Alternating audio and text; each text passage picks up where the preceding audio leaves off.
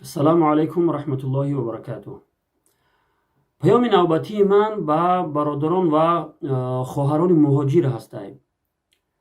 متاسفانه بسیارش وقتی که شهرهای رسمی میبیایند برای خودشون نامهای غیر اسلامی را اختیار میکنن، یعنی نامهای روسی را اختیار میکنن.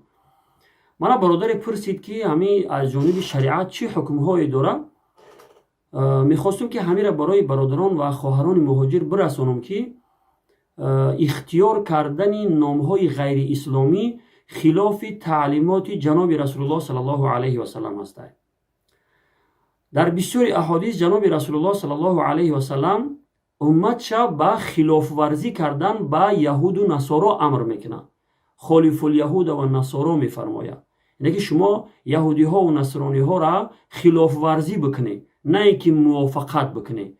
وقتی که برادر و خواهری که نام غیر اسلامی را برای خودش اختیار میکنه، مثال روسیه میبینن نام های ساشا و ساویک، سرگی و الگ میمونن نامشون. این بسیار در شأن یک مرد و زن مسلمان بسیار کار زشت و ناپسند هست. برادر عزیز، این کار در شریعت ناجایز و کار حرام است. برادر عزیز، از این کار به سختی پرهیز بکنید.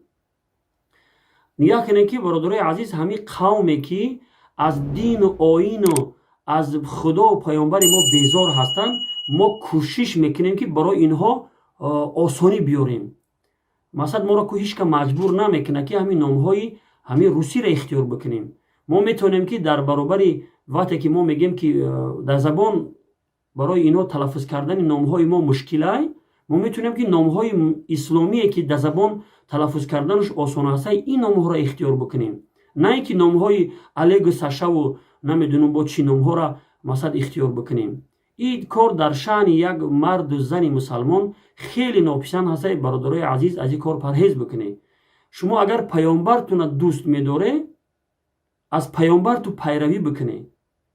پیامبر صلی الله علیه و سلم امر میکنه امت که یهودی ها و نصرانی ها را شما خلاف ورزی بکنید. پس چگونه شما به خودتون اجازت میتیش، چگونه شما جرأت میکنه و یک کاری که یگان کس شما را مجبور کردگی نیست، اختیاری یک کاری را میکنه که در او کاری شما مخالفت با دستورات جناب رسول الله صلی الله علیه و سلم است. از این کار برادران عزیز قطعاً بپرهیزید.